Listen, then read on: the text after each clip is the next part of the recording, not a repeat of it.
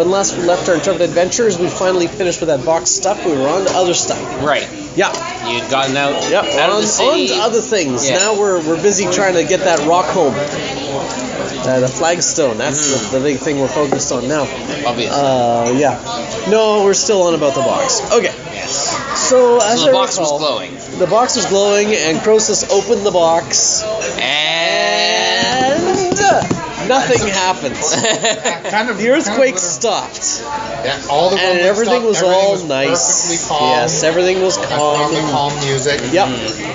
He had calm music specifically queued up to go. Yeah. Yep. So Everything was calm.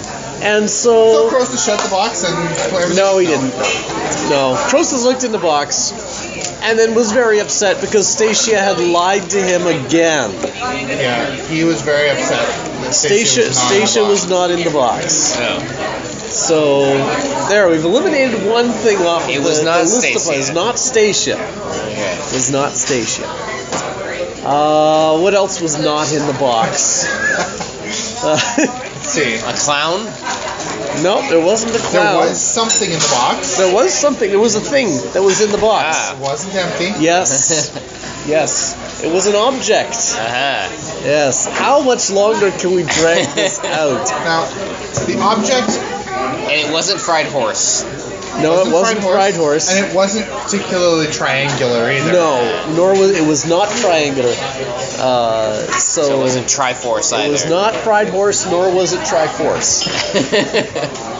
Neither of those. And actually, it's funny because during the session I described everything calming, and everyone was like getting antsy. So Tim was just like, Yeah. and I looked in the box. So yeah, in the box was an intricately carved white stone, and Oh, it's white. I think it's like a whitish gray. I always pictured waystones being like almost obsidian-like. I asked. Sort of like maybe smoky quartz, or purpley smoky quartz. Well, Graybridge is built out of them, and I asked Tim about it, and I think they're like a light gray, like a whitish gray. Oh, Kind of interesting. crystalline. Yeah, well, I We figured. could ask Tim what I think they're whitish. Oh, Yeah, that's what I was getting to. But Tim is the authority since he invented them, so yeah. you could confirm that with him. But I always think I did imagined it ask him. as basically smoky quartz, but Like purplish. a little bit purplish, but mainly dark. Yeah, I think Dark quartz and is glassy. quartzy is pretty good. Yeah. But I think they're a little bit towards stony. All right. As opposed to smoky. But anyway. So there was an object in the box, and it was white. Yeah. Oh. Yep. Scramble? Here. Sunny side. New plates. I don't have a fork. They had these last time, actually. Yep. Did I not come last time, or just don't remember? Maybe you just don't remember. Yeah. Is there salt? Yes. Right there. Oh, do you want it? Yeah. You want the pepper? No. I assume Brian would I want generally don't season my things. that. Oh yeah, Brian doesn't like season flavor. Yes. He likes things as born. White toast. That was me. More to that point. Enjoy. I was thinking the same thing. Perfect timing. Look, it's Brian. Get him some white toast with nothing on it. Yeah. So the box. it's a Back to carved important waystone. things. Yes. And at first glance, they can see it looks like it's covered in. It's just super finely carved. Like they're like almost thread thin, and they see, but they're carved into a whole bunch of little snake heads, and it's like roughly cylindrical, but they're just all these little snake heads, and that's the first glance of it. Croesus sees this, and it's like, oh, guys, I think we should close the box and leave because this, whatever. It's not Stacia. Yeah, this isn't Stacia, so never mind. Sorry, false alarm. Let's go. Everyone else runs over and starts looking at it too, of course, at this point. And, well, actually, I don't think Cricket ran over. Well, she ran over just to that's Hey, where guys. everyone else was, Yeah. so she went over there. Now, the thing is, we mentioned last time that Serendipity, Van Goldstein, and Moore, Topper, Tower, Shepherd of Souls, I'd made a deal. had figured out something about this. This thing was a key to completing a ritual that involved this circle. So the thing is in the circle now. Well, actually, she made another Arcana check and figured out that these two things, the circle and the artifact, really had nothing to do with each other. They weren't like, it's not like it seemed at the time kind of like the key to the ritual, but really it's more like it just happens to fit. It's someone had the analogy of it's not like two pieces of a puzzle, it's like two pieces of two different puzzles that happen to fit together. So the thing in the box and the circle were not made for each other per se. Okay. But They work together well. determines through whatever magical energies that the circle's activation is what was causing the massive earthquake, and it's sort of more of a side effect. There's a side effect of whatever this thing does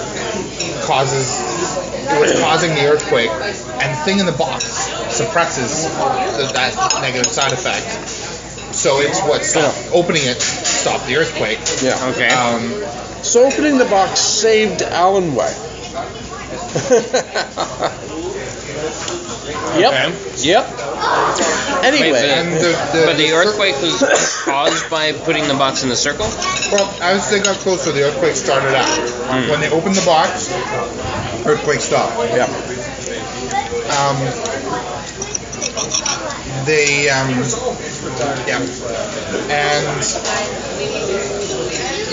That's exactly it. Yeah. And which isn't, it hasn't exactly explained why the circle activated in response to the box being nearby. But it was the activation of the circle causing the earthquake, and the thing in the box stopped it. Yeah. So, and Serendipity figured out through an Arcana check that this circle does it's like some kind of teleportation, but not teleportation. Something weird. And we're all standing in it. And she's all like... You know how she is. This is the greatest discovery ever. Beside herself with, I want to poke it, I want to poke it, I want to poke it. Yeah, and with these two things together, it's only 30 seconds to complete the ritual. Wow. Yeah. And didn't Hank recognize at this point what that waystone actually was? Well, he knows that it's one of the bones of the earth. Yeah. okay. And this was just like, I told you so. And looking at it more closely, there's the snake heads, but if you look at it, like it's like a twisting line, and all the snake heads branch off like one central end. Like there's one point where there's like a thread end, and they all just branch off that in a super intricate pattern that forms a roughly cylindrical shape. So we start doing what we do best. We start arguing about what to do. And then fortunately, we don't have to argue long, because Serendipity, Van Goldstein, Moore, Topper, Tower, Shepherd of Souls cannot resist. She completes the ritual. He completes the ritual while we're debating. And the circle was a bunch of lines that represent the seasons that are all twisted around. They all start twisting into the air and surrounding the party, and everyone starts saying, "Wait, what's going on? Serendipity, what did you do?" Science. Yep. And everything goes white, and then it fades, and they find themselves in a darkened room. They're standing on another circle that's lit up, and the room... It's all rubbly and wrecked and stuff. Yeah, it's roughly the same size as the other room, but it's all rubbly and crashed and wrecked and... Yeah. There's Is a Kylenar Durago there? and Oh right, he IM'd us, not he IM'd. Sending us. yeah, while they were discussing it, they got a sending from him saying, "You opened the box? I can't believe you opened the box. You Yeah. He went way you over need to the. close the box and get out of there right now. You're the most useless adventurers. Even though the sending is over its limit, I'm still talking. I'm Yeah. not mad." Yep. Fortunately, it was only Cricket that had to put up with him. So anyway, Cricket's like, beep. You've reached the message, the answering machine. yeah. Please hold. Your call is important to us.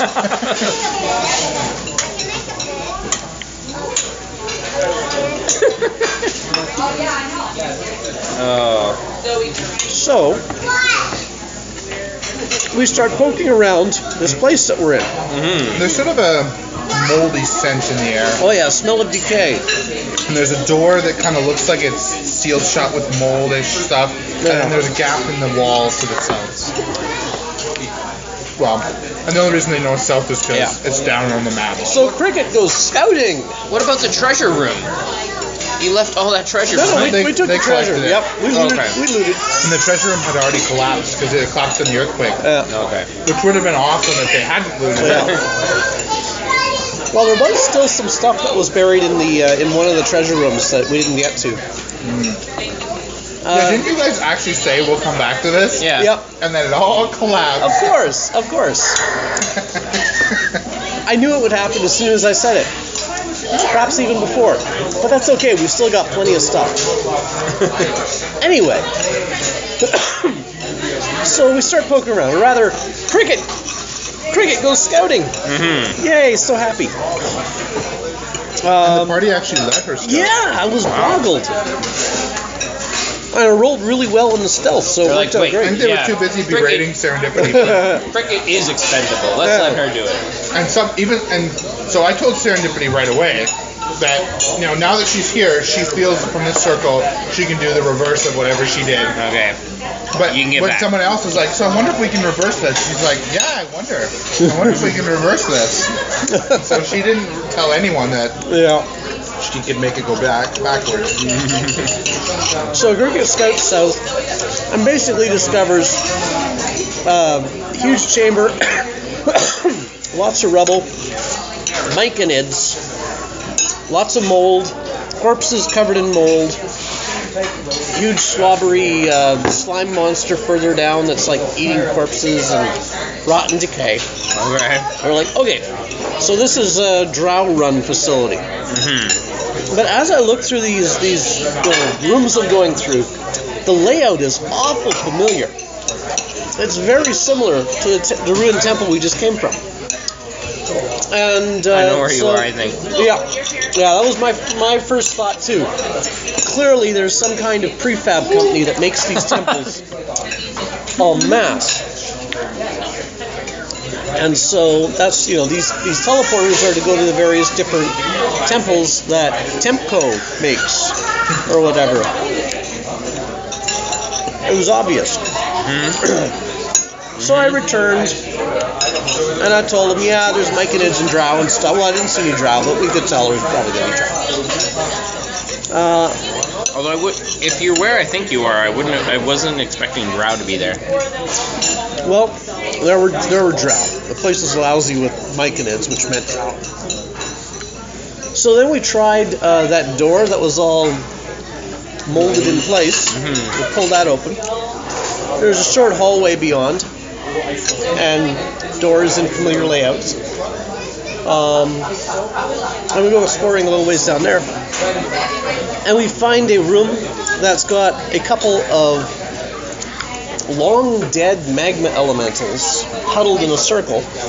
They're just basically black rock solidified. Okay. You are not where I think you are. One of which is wearing the amulet that Aurora gave to Teacher. So we take that amulet, which will probably lead to an interesting experiment later on. And we can't really go any further because of all the collapsed ruin and stuff. So we go back to the room again with the circle. They spent the night in that room. Oh, right, with the dead. Because they needed a Oh, yeah, we really and it needed wasn't a rest. safe in the room with the circle because Mike and Liz came in and out by there. And this- Serendipity still hadn't revealed that she could reverse the ritual. Yeah. Well, we figured this room was probably safe because it had remained unlooted and stuff. And the dust was undisturbed. So we stayed there for the lengthy rest. And then we went back to the circle room. And the stairs that led up to the surface, they were all filled with rubble, choked with rubble from collapsed ceilings and stuff. But we figured, oh right, Serendipity Van Gulstrom, or Top of the Tower Shepherd of Souls, her ritual that she picked up when she leveled up was Pass Wall, conveniently enough. So she pass-walled through the ceiling, which gives us a passage that will remain open for 1 minute. And we pop topside to see where we are. The temple, it's a very similar temple, but it's in much worse condition. It's all destroyed. Yeah. It's on a pinnacle of rock because the entire city, it looks like a huge city around it. Looks like Alonwë. Yeah. It's all sunken into the ground. And it's covered in fungus. They can see drow walking around. It's a huge drow city that's all sunken into the ground for quite a large region around it. The ocean, which was there's clearly a plain where like the ground goes down and there was an ocean. There's no water in it. It's completely dead. It's this huge wasteland and there's drow settlements out there. And there's no... Aurora can tell that it's day because Aurora can tell that it's day. But there's no light in the sky. There are no stars, except for suspended about cloud height. There are 2 stars. And in the center, there's one where there's this huge patch of deep darkness that's darker than any darkness I've ever seen. And the center of it is one point of light. And on the other side is another star holding it in suspension. And she can tell from light and whatever who they are. The star that's holding in suspension is her brother, and the star in the center of the deep darkness is Aurora. And she can hear the stars singing, and her brother is just screaming with rage, and she's weeping with despair. Yep. And so, at this point, it should be fairly obvious what's going on. You guys are time mages now. Yeah. No. What? That was your interpretation of all this? Weird. It didn't take them very long to settle on the theory that this was some kind of horrible future. Yeah. So, we only had a minute up there. So I grabbed Aurora and was like, Aurora, really quick, you gotta remember, when you're up there, say something useful. But no, she just kept weeping. So we went back down before the thing closed. Right. You're trying to Doctor Who it up. Yeah. So,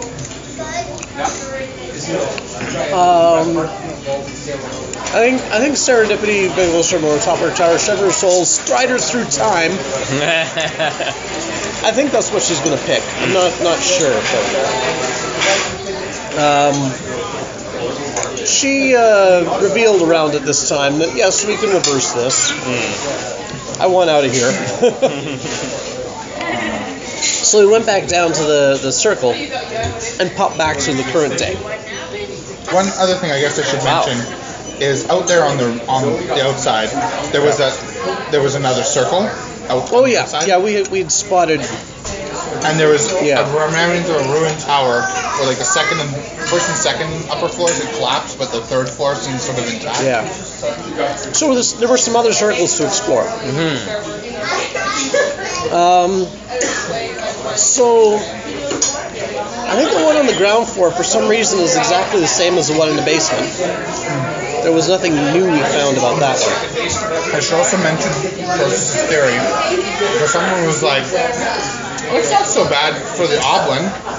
And Grossman was like, oh, or how about, there's no ocean. Maybe perhaps that have drained into the giant expanded crack that sucked up the ocean. And he was very distraught by this vision of the future. As he should be. So we went exploring. There was some trouble because the stairs leading up to the upper floors were also choked with rubble. And so Cricket suggested what the party should do is go down to the circle, leave her behind, travel into the future.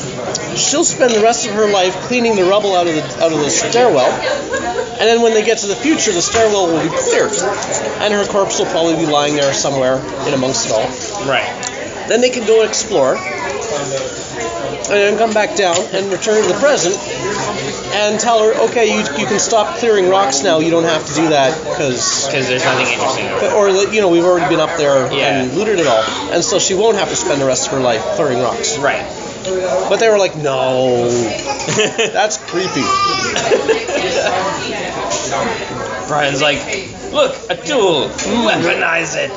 Yeah, they really wanted to get up there, and the way they were supposed to do it was to realize that in the dark times, they could the tower was collapsed in such a way they could easily just climb up there. But instead, and then go there in the dark times, right? But instead, what they did, we hookshotted up the outside of the tower. Yeah. You gave us a hookshot, and now you've given us time travel. Guess how many of your encounters are going to go as you expected from now on.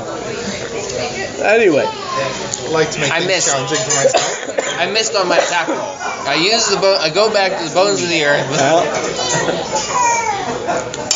In a couple of levels, there's going to be a ritual available called Stasis Shield, which allows a creature to be put into stasis indefinitely.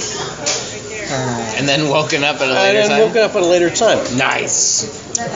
We have already time duplicated that amulet that the teacher has. We can freely time duplicate Cricket as many times as we need with that ritual.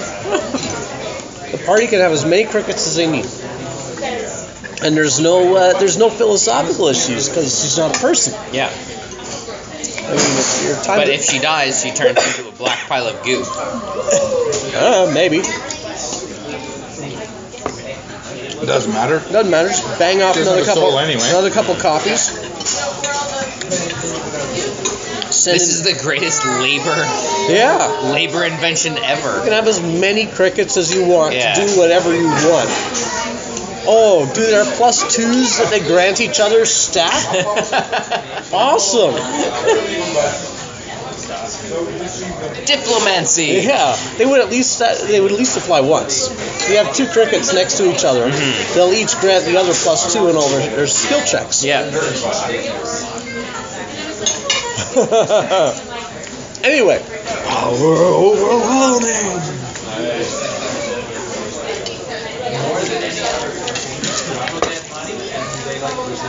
She has a magic item that lets her give a healing surge to someone else.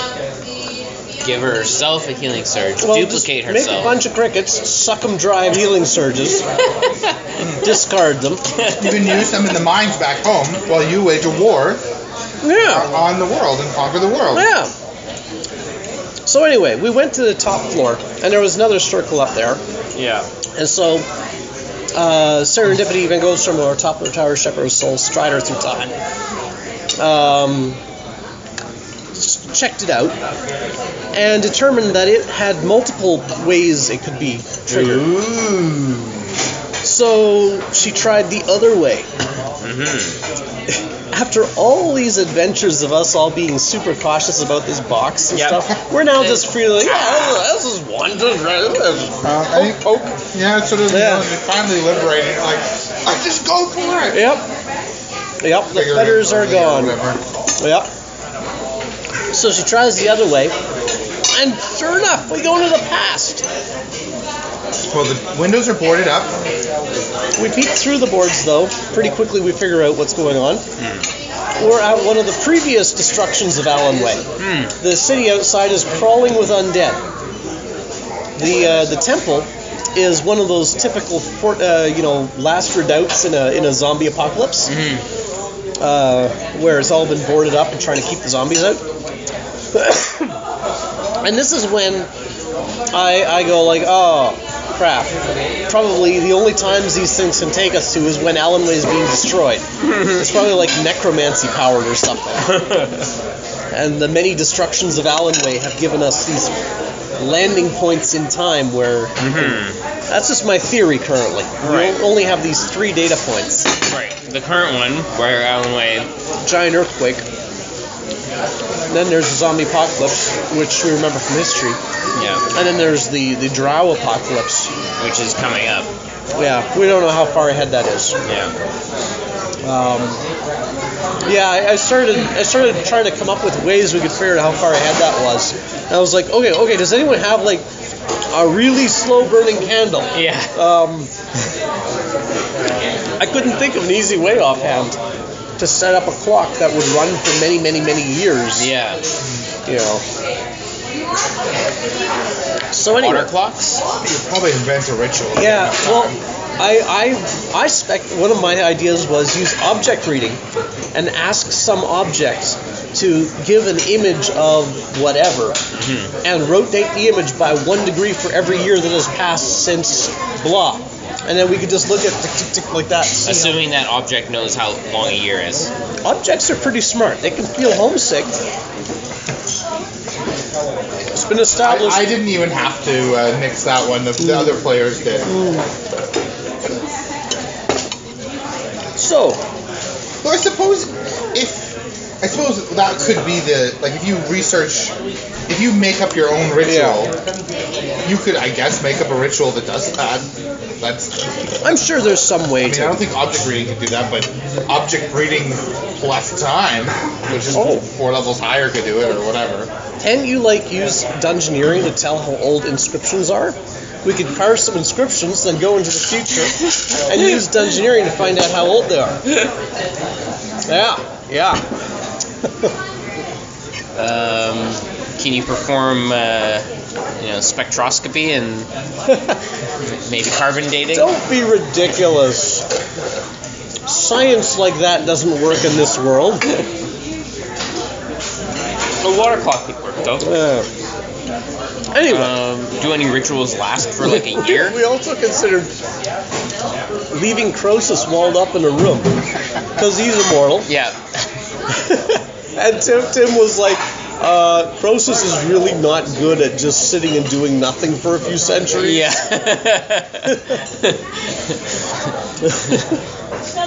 If only you had a Warforged in the party. Yeah.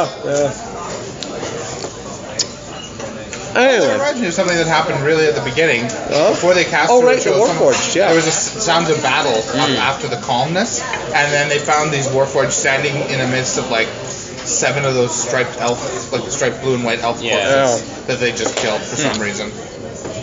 And we shrugged and went Warforged and went back inside. What are you gonna do? They probably killed them to stop them from stopping you.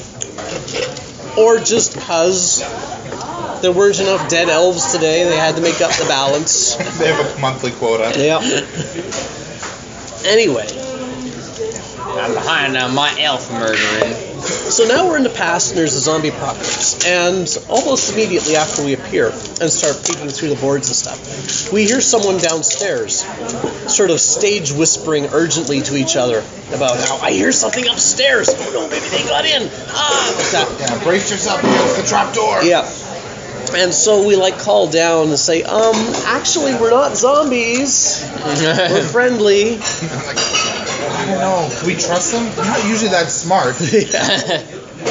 So eventually we got them to peek up inside and see that we're not zombies.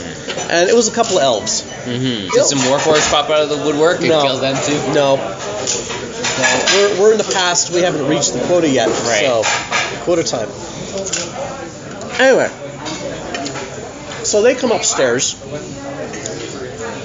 and after a little bit of back and forthing, talking with them, they seem like nice folks and idiots. It turns out they built the circle. Oh. They didn't know what it does, but one of them had like a vision. Oh, okay. It was like, yeah, I got to do this thing. And also, it turns out these are probably elves that were in the original batch that came from the east or the west or whatever, and so they're immortal. So we could wall them up in a no. Anyway, so yeah, apparently they built this temple with the circles and stuff way Not back knowing what they did, yeah. at the founding of Alonwë.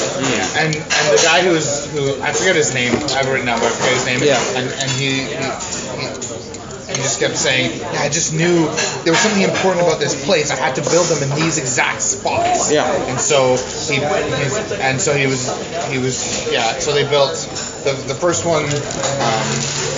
That was why they built this tower here, because the spot was up in the air above the ground. So they built the tower to build the circle there, and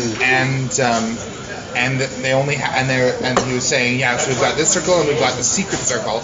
But I sense that there are more spots around to make. Only he's wrong, because obviously those spots were never used. We've been through time. We know they were never used, so therefore. Anyway. And he's never been able to get them to work. He has no idea what they do.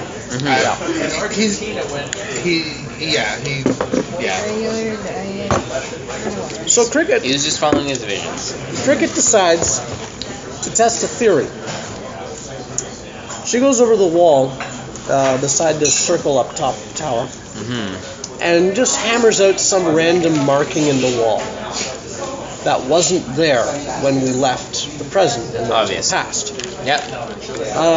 And then we told these elves, hey, we can trigger this thing and get you out of here. You want to go not be in a zombie apocalypse anymore? Yeah. And they were like, sure, we'll go not be in a zombie apocalypse anymore. So we take them back to the present. And the marking that Cricket had hammered into the wall was there. So how old was it? I don't know. The appropriate. I didn't do a dungeoneering check. I should try that. But anyway, we know how long ago the zombie apocalypse was. Yeah, so you can now. So if you make that marking on the wall, and you know how long the zombie apocalypse was, and you know how worn it is, then you can make similar guesses. You probably try to make a guess of some kind. Yeah. Seems pretty accurate. Yeah. I mean, you can ballpark it. So anyway, so that proves that you can change history. At which point, Cricket just exploded with excitement. Because she knows exactly what needs to be done to make an awesome, ideal, perfect utopia. Guys! The Battle of Great Bridge. Way before then. Oh. Go far back as we can, but not before the Serpent Queen formed the Empire of Endless Flowers. Yeah.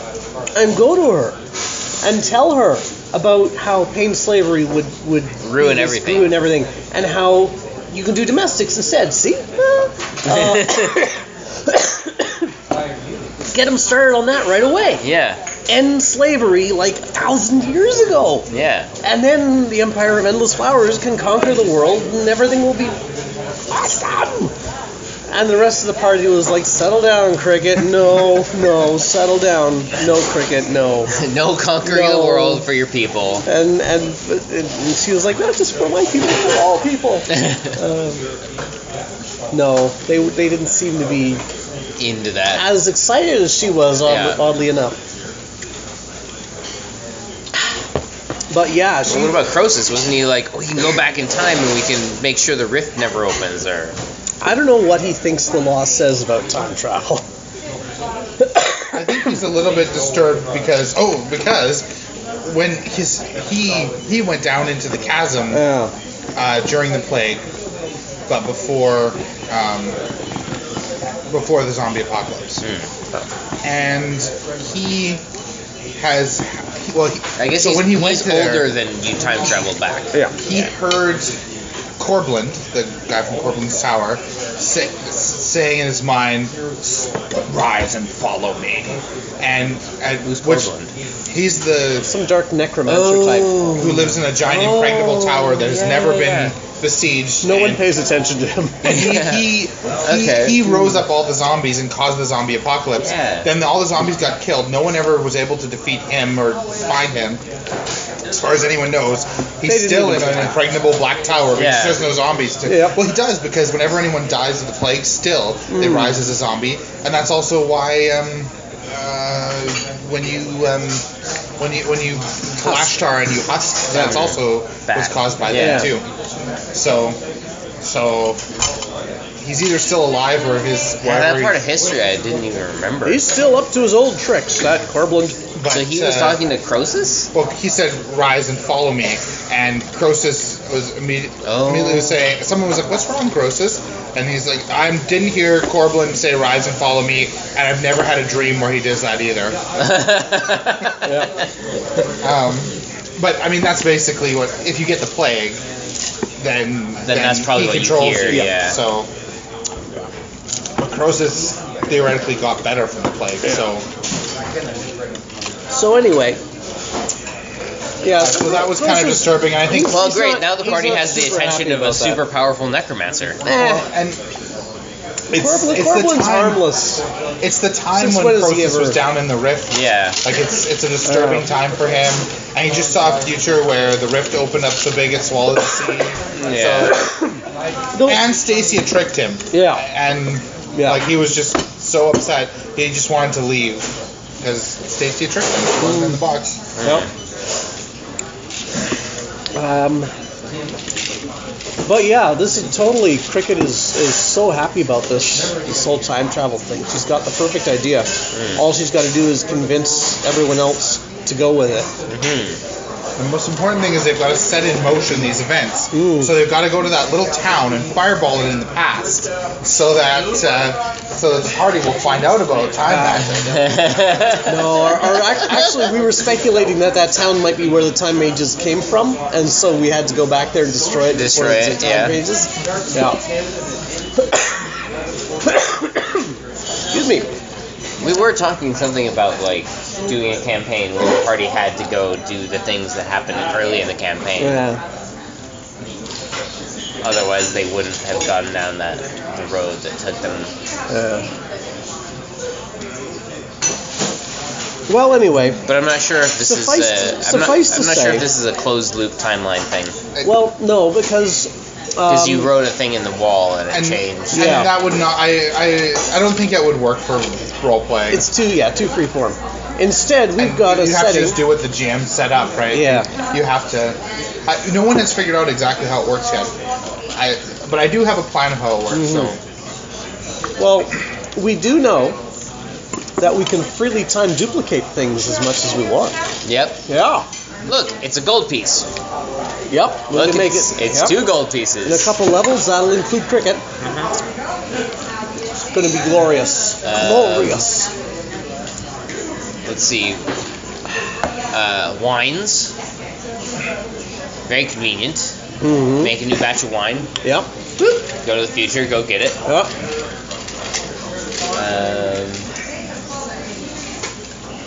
It remains to be I doubt seen. any banks probably live that long. To pay you interest on your account. No, I don't think that those sorts of standard things are really all that important. Being able to time duplicate a pile of gold is enough for most purposes. Yeah. Another thing, which I need to grow any food. Cricket is not currently high enough level to cast a time stasis spell, but if they had left her in the past, she could have gone adventuring off screen, earned a bunch of levels, then time stasis herself, and been there when the party returned into the present. Not only with the time stasis spell, but at a higher level. Even more valuable and useful to the party. And then they could have banged off a bunch of copies of it. So how's that plan sound, John? Yeah. Well, if you survive to high enough level, you can try it.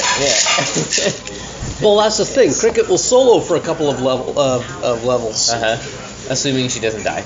Well, if she does, then she won't be there when the party goes to the present, and they'll be like, "Oh, crap, didn't work." Go back to the past, right? And say, "Cricket, oh, before you go out there, it didn't work." Yeah, you died. You died. Oh well. And she's like, "Oh, I'm sorry, I failed you." Yeah. And then she won't do it. Yeah.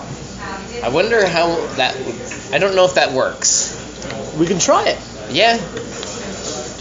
Well, you might end up playing opponent. All I'll tell you is I don't have to change any of my plans. So.